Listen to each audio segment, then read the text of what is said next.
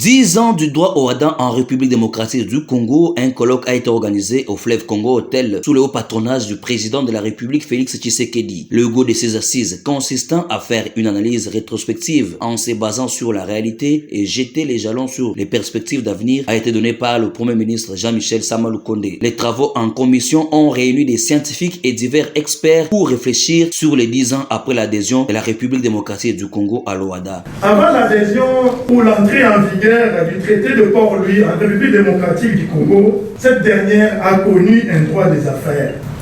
Ces droits étaient composés essentiellement des textes de l'époque coloniale et d'autres textes qui ont été pris après l'indépendance de la République démocratique du Congo. Malheureusement, jusqu'en 2012, ces textes ont vécu ou avaient vécu et avaient montré leurs limites. Ces textes voulaient donc subir soit une cure de jouvence. En tant que représentant personnel du chef de l'État dans son discours, le Premier ministre Jean-Michel Sama Lukonde a salué manifestement l'initiative et reconnaît l'importance de ces colloques pour la République démocratique du Congo. Ayant compris l'importance que revêt l'Organisation pour l'harmonisation en Afrique du droit des affaires, le président de la République, chef de l'État, a impulsé notre gouvernement à veiller sur la régularité des contributions de notre pays au sein de cette institution communautaire.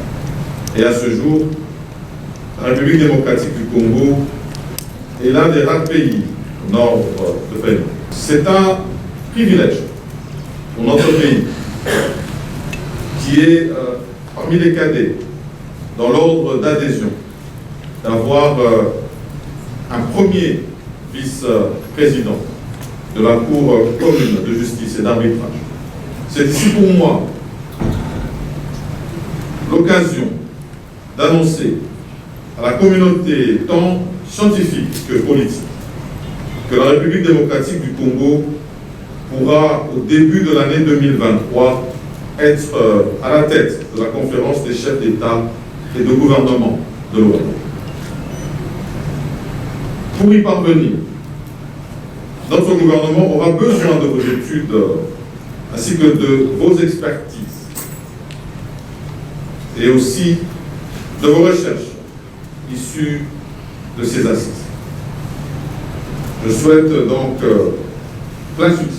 Septembre 2012, septembre 2022, la RDC compte 10 ans depuis son adhésion à ce traité international dont la vocation principale est d'harmoniser et de moderniser les droits des affaires en Afrique afin de garantir dans les États membres la sécurité juridique et judiciaire des investissements. Le Premier ministre Jean-Michel Sama Lukonde a par ailleurs annoncé que la République démocratique du Congo pourra au début de l'année 2023 être à la tête des conférences des chefs d'État et des gouvernements de l'OADA.